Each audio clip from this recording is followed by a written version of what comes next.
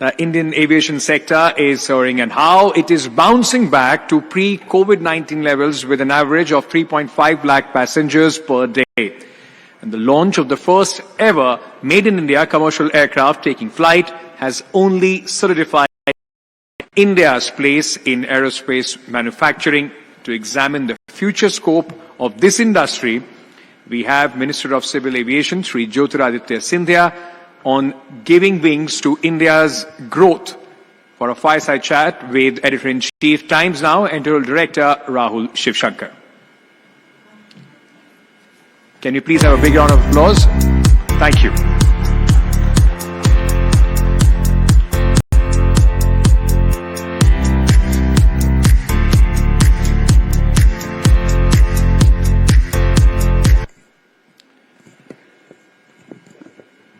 Nice to be here. Nice to have all of you listening into this conversation that we're going to have with Mr. Jyotiraditya Scindia in just a few moments. Mr. Scindia, many thanks for speaking to us at the India Economic Conclave. It's always a pleasure to speak to you. You always are very articulate and speak your mind on issues related to the aviation sector, and we've had a conversation, a free and frank one, at the Times Now Conclave a few months ago. So thank you very much and welcome. Mr. Scindia, India recently breached its record. Thank you, Rahul, for the having me, number. and it's a pleasure. It's a pleasure to be at. Sorry, it's a pleasure to be at the conclave, and I'd like to thank the channel. And I'd also like to greet the viewers through you. Wonderful. Wonderful. India recently breached its record for the highest number of daily passengers post the pandemic. That was about 4 lakhs. Are you confident we are very much on the way to returning to the pre-pandemic levels?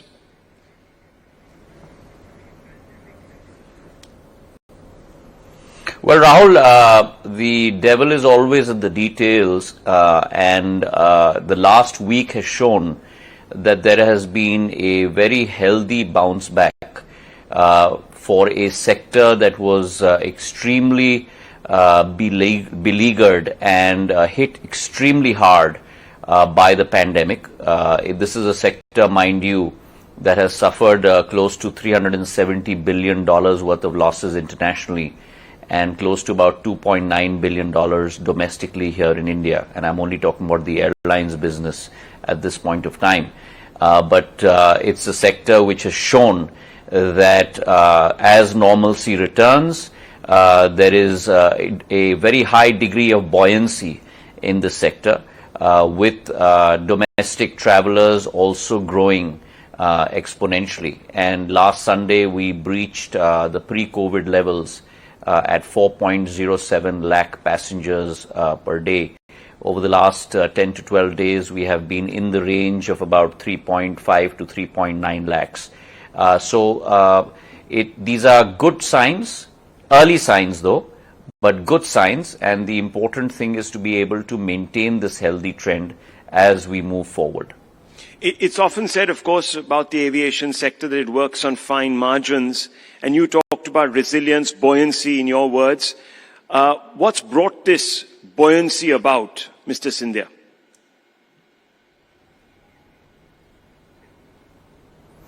Well, I think if you look at the sector from a structural point of view, this challenge and this pandemic has also forced the sector to look inwards and bring about a paradigm shift, both from a sectoral point of view and from a governance point of view.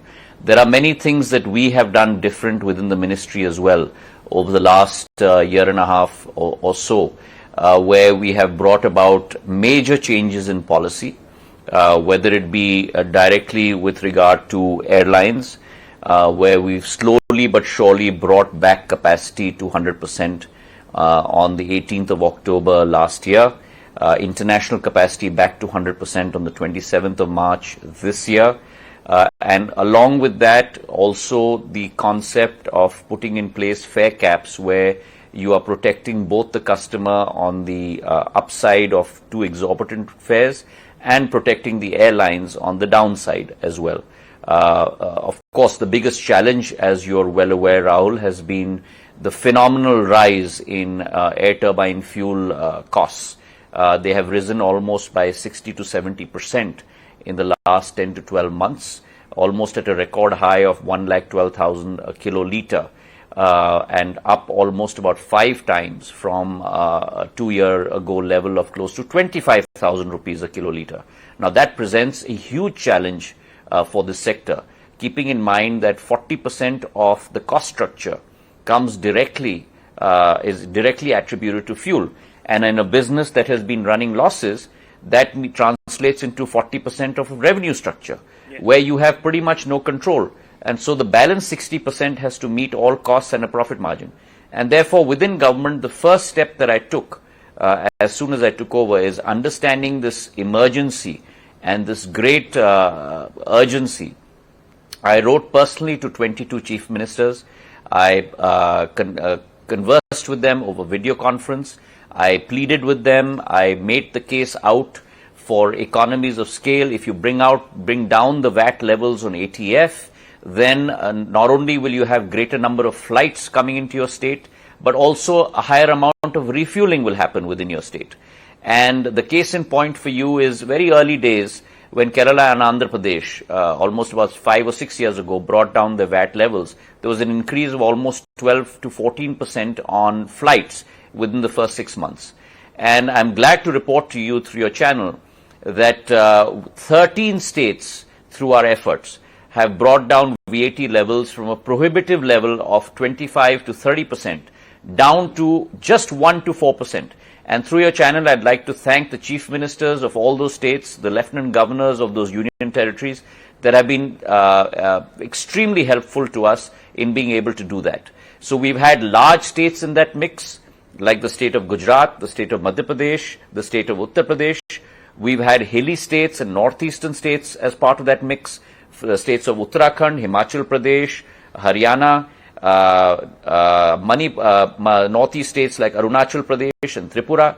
We've had union territories such as J&K and Ladakh, Andaman and Nicobar, the Lakshadweep Islands. And so there's been a wide variety of states that have moved towards a lower tax regime, and that has resulted in greater refueling in these states. For example, in the state of, in the UT of J&K, Srinagar has experienced a 360% rise in refueling since they brought down VAT. So the economies of scale and the Laffer curve economic theory works that as you bring down tax rates, revenues go up.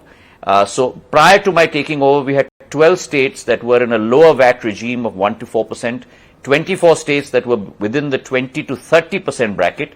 Today, that position has completely reversed. We have 25 states that are within the 1 to 4% regime, and we have only 11 states left that are between the 20 to 30% regime. And I'm going to assiduously work with those balance 11 states to try and implore them to bring down their levels as well, and therefore engage with greater amount of flights and passengers flying from their states.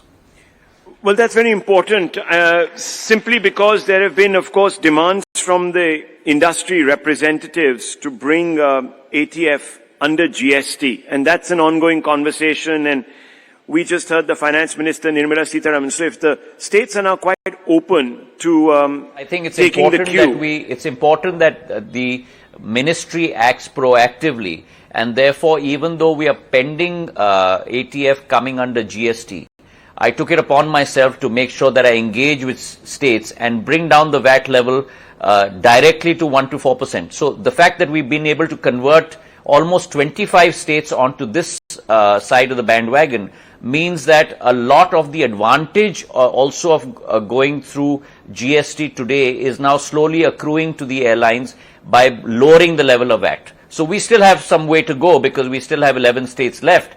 But the work is on, and when either of those two events happen, the advantage in terms of cost-benefit analysis will accrue to the airlines. So are you saying that that obviates the need for ATF to be brought under GST if you organically push the states into adopting perhaps, as you said, a more open stance on lowering the duties? Well, I think it has to be a two-pronged approach. One, in the interim, I have to ensure that we bring more and more states down to a lower tax regime, therefore the economies of scale argument working in their favor. However, longer term, it's much more efficient, both from a taxation point of view and from an industry point of view, to have ATF under GST, because then you get an output tax credit as well. Things are much more streamlined, and I think it becomes beneficial both to the government as well as to airline companies to have a much more streamlined tax system in place. Are there any projections, Mr. Scindia, the government has done, or perhaps economic wings of the government have done, on where ATF prices could be in the next few months? And if there is a sort of more dire projection, what steps is the government going to take? I certainly hope that these spikes or hikes that we have seen are transient in nature, because both you and I know that there are events that have unfolded across the world which have led to these hikes and great amount of volatility on oil as well as ATF. And I do hope that once things normalize, then you will see ATF also coming off its peak. I do certainly hope for that, but in the interim, we have to do whatever we can do best to make sure that the bleeding of the airlines does stop. Any conversations in government, for instance, to perhaps increase the exposure to purchases from Russia? A lot of people are saying that one way of obviating the challenges we are facing with regards to fuel, crude prices rising in general, could be to increase our exposure to purchases from Russia. Any conversations around that, Mr. Scindia? Well, I think the basket that the government is looking at is widely diversified.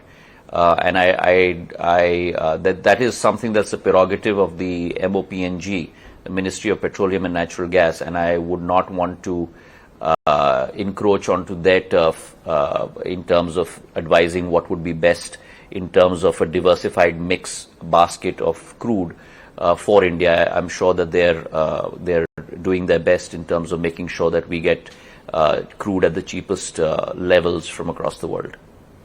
Let me come back to the squeeze on margins, etc., and the pressures that builds. Now, there has been a demand to do away with the fare caps, and you yourself have said that, look, profitability has always been an issue with running airline businesses. What is your view on this? The airline companies want this cap to be removed, but there's a question of also protecting passenger interests.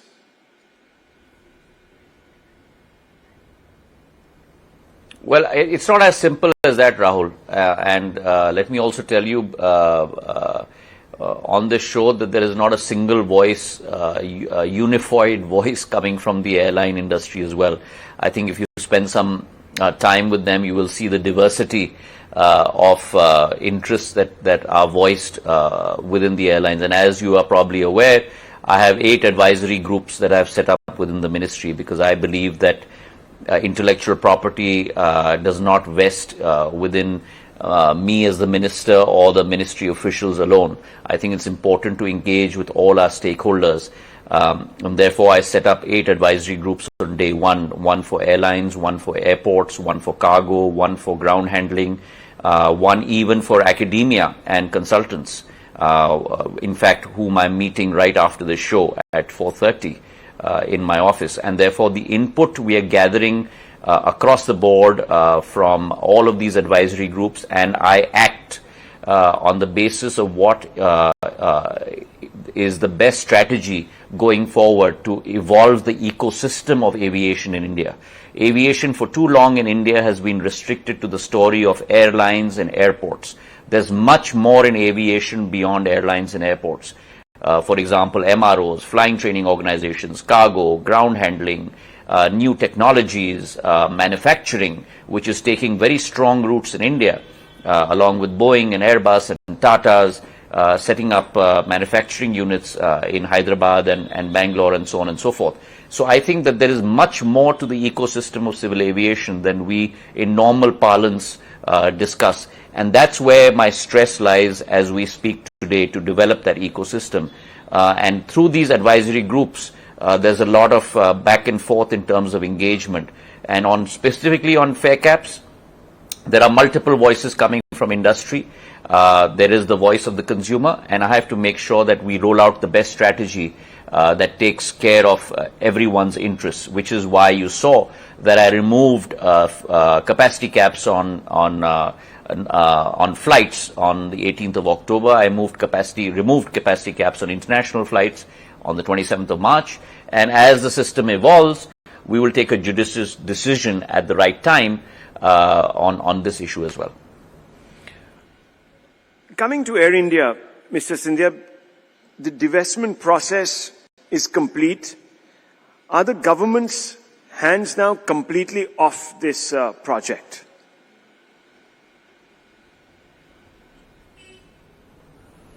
Oh, absolutely.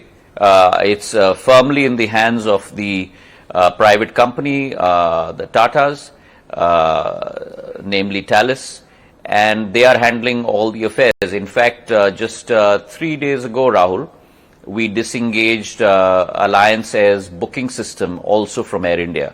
And now Alliance Air does its own booking system for its fleet. And therefore, I wish the new managers of Air India and the new management all the very best. I'm very confident that in the new hands that it's in, it will rise to new heights.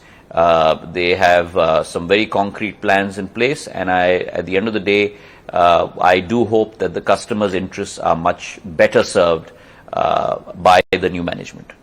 Well, the reason why I brought that question up was because recently Air India nominated the Turkish person as an MD. His name is Mr. Aichi, and CEO designate for Air India. And many people felt that the decision was clearly opposed by those that the government considers are influencers on the right. And there was, of course, a huge amount of conversation because the RSS's Swadeshi Jagran Manch had raised concerns about Mr. Aichi's links with the Turkish president, Mr. Erdogan. Can you talk us a little bit through what really happened there, the government's response also to Tata's, etc.? How did that work out? Well, once Air India has become a member of the Tata Group, then the Ministry of Civil Aviation does not interfere in any decisions that is made by a private entity. That is solely and wholly their decision. And I do not think that the attribution that you have made to certain institutions is correct at all in any form whatsoever.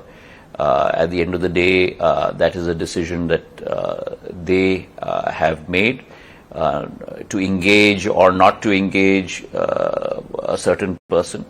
And the Ministry of Civil Aviation certainly has had no interference with that decision. Well, the Tata Group had noted in its statement that the appointment was, and I'll quote them, subject to requisite regulatory approvals, unquote. As per the regulations, any top-level personnel change in an airline based in India requires the approval of the Ministry of Civil Aviation, which as part of its approval process gets the candidate's security clearance from the MHA. That suggests that perhaps your ministry does have some sort of a role.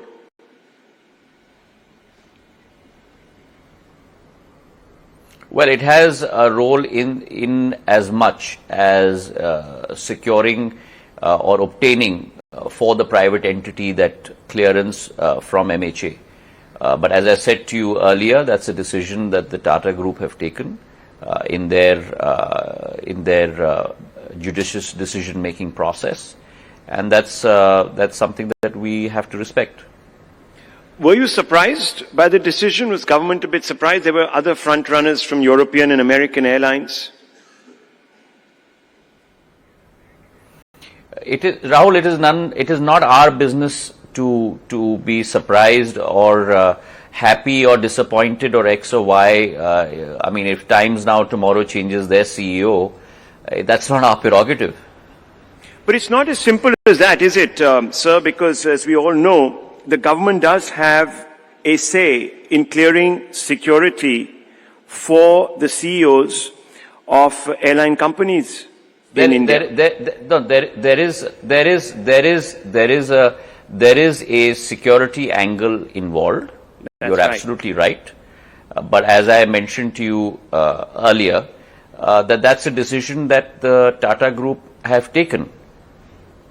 Okay, because that's a whole separate ball game. Yes, of course, in the private sector, you don't appoint our CEO and we don't, of course, take clearances from you. But in the airline sector, it does happen. And that's why I raised that question.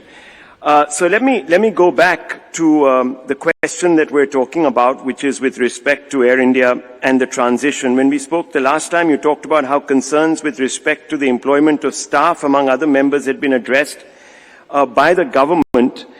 But there are those, for instance, apprehending eviction from staff quarters in Mumbai and are considering approaching the Bombay High Court. Will the government be stepping in to resolve such pending issues as well, or is this also now completely in the ken of the new management of Air India? No, I think it's important to clarify that as far as the residential accommodation of Air India is concerned, for 6 months there was going to be a holding period for everyone who was living in their premises, and post that then they would have to find other places if the need so arises. And I think that's something that was very much part of the agreement as we had mentioned to you on your show. And I think whatever steps are being taken are according to that. But I think the case that you're pointing to has to do with MILE, has to do with the Bombay airport, yes, and not with the Air India staff in particular. So that's an engagement between MILE and Air India. It's not an engagement with regard to the government and the Air India staff in particular. Okay, let me come back to a statement you made in Parliament last month. And there you seem to be very critical of the UPA government and its handling of the airline as well as the entire process of making it profitable. You said, and I quote, "Due to the wrong decisions taken during the UPA government, the financial condition of Air India continued to deteriorate and losses kept increasing. Air India, which was in profit 14-15 crores in 2005-06, had to face a loss of 85,000 crores in the next 14 years, unquote. Now, Mr. Scindia, can you elaborate on this a little bit? Because there was also a time, of course, where many people talked about perhaps the UPA government deliberately moving to undermine, subvert Air India's interest to favor private operators.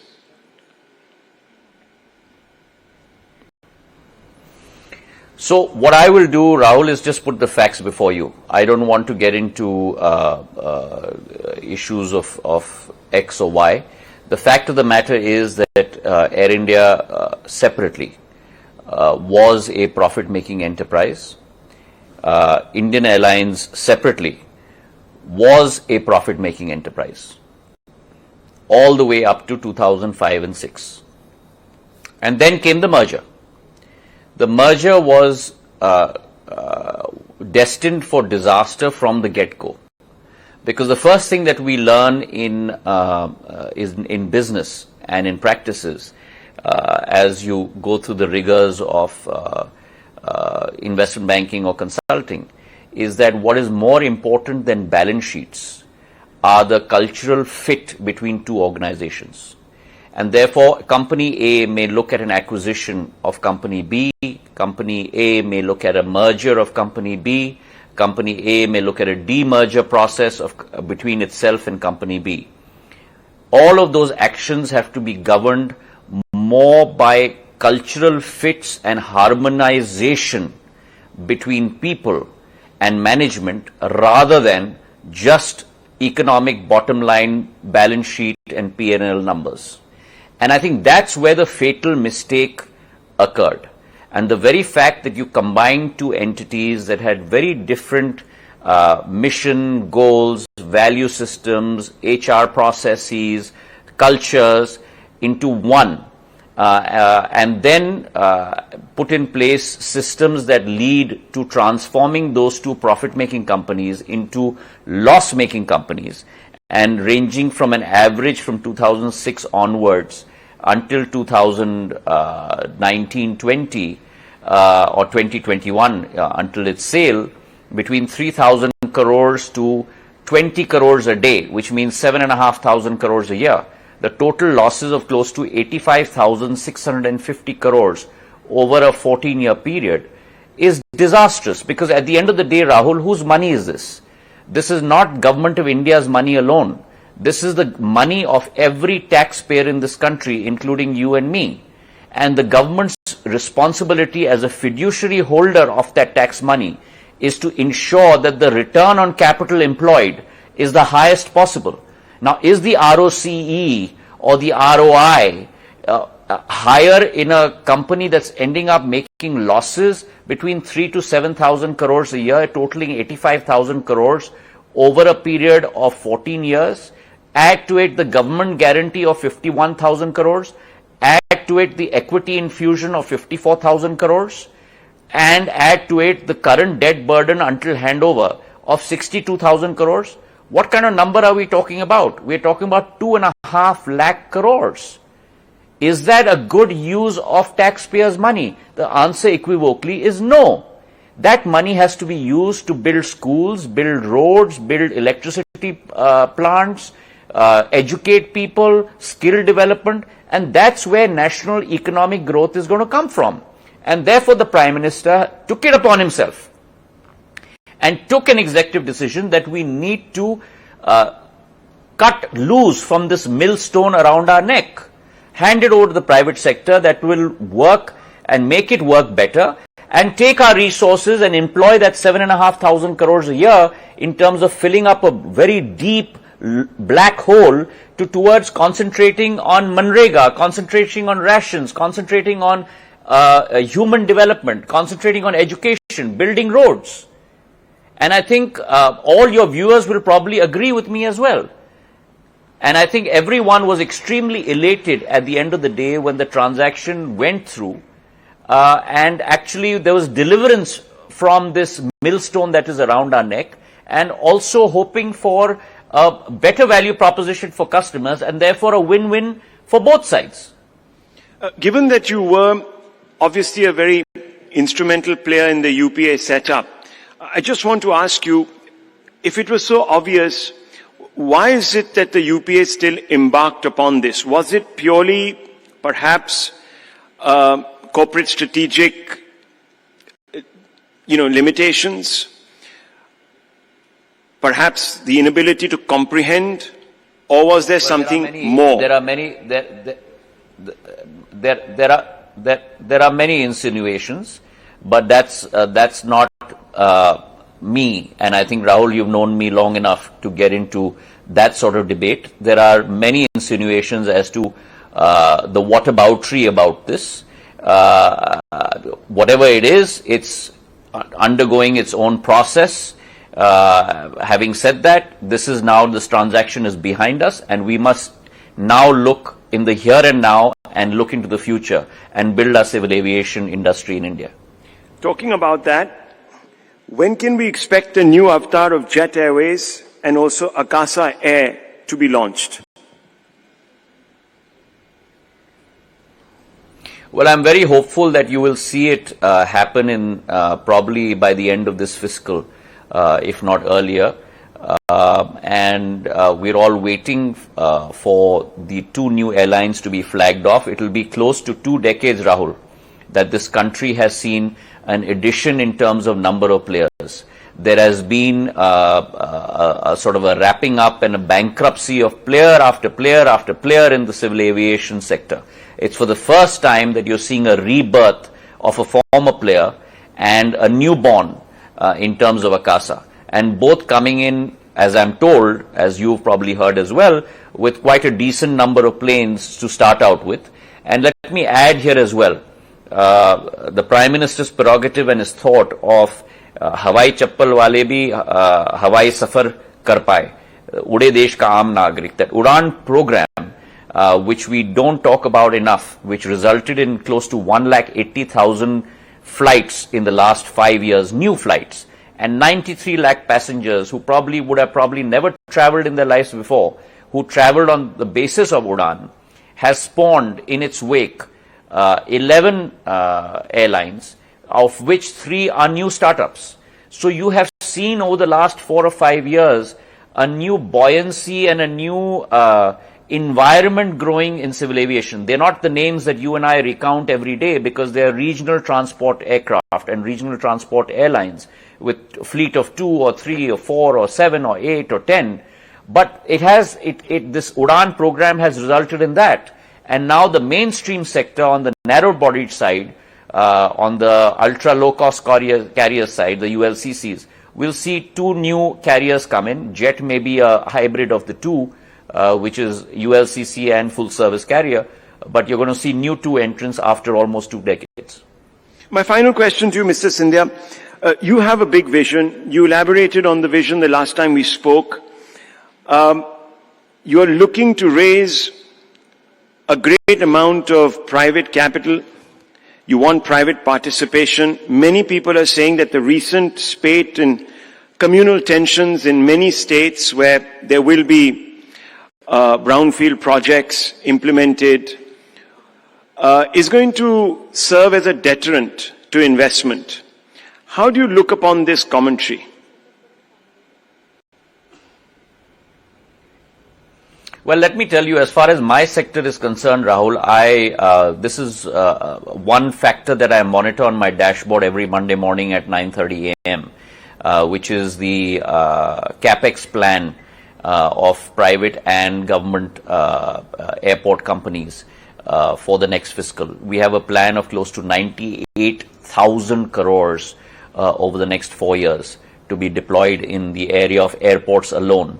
Of this, 25,000 crores is going to be coming from Airports Authority of India, 22,000 crores in 42 current airports expansions, building new terminals, and 3,300 crores in terms of 3 new greenfield projects, Holongi, Dholera, and Hirasar, another project in Gujarat.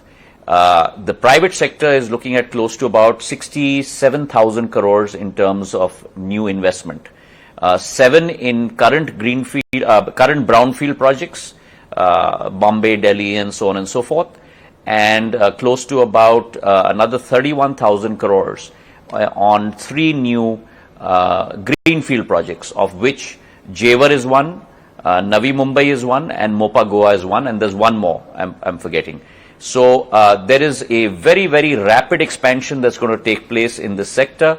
As I mentioned to you, we had 74 airports prior to 2014 in 70 years of India's independence. And in the last 8 years, we have built 67 airports, the last being Keshod, which I just inaugurated last week, which has raised India from 74 airports to 141 airports today. And it is my intention by the year 25-26 to take this number close to 200 airports in India. And therefore, you're going to see a rapid expansion of airport infrastructure networks. You're going to, between the private sector and the public sector, and you're going to see 2 new airlines come in. And I'm getting in place a new policy for small aircrafts to encourage regional transport aircrafts and helicopters and seaplanes. So I want to connect the last mile. There's enough of connectivity coming in from international metros to metros domestically, but I want to connect tier 2, tier 3 cities to metros and to each other. So I'm looking at a very, very aggressive plan over the next 3 to 4 years. So you're saying, just to clarify, you're saying that this communal strife that people are talking about that serves as disincentive to business, that destabilizes the environment is not going to have an effect on what you're planning to do or the government of India plans to do. Is that what you're saying? As far as my sector is concerned, let me give you some broad numbers, Rahul. We carried 144 million passengers in 1920.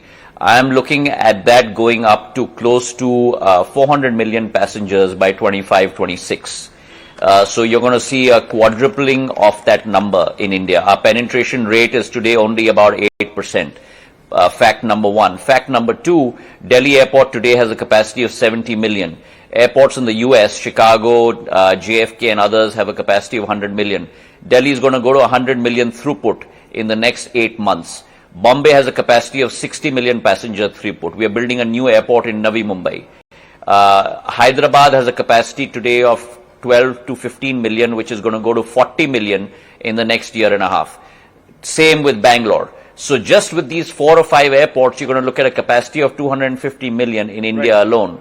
And therefore, with the 60 other airports that we're planning to build, you're looking at a quantum jump in capacity as people take to the skies. No pun intended. So you're going to fly above all the troubles. Okay, thank you very much, Mr. Scindia. Wonderful speaking to you once again. Thank you very much. Thank you so much for that, gentlemen. It was clearly a fascinating discourse, and I can say fasten your seatbelts. It's going to be one fun ride.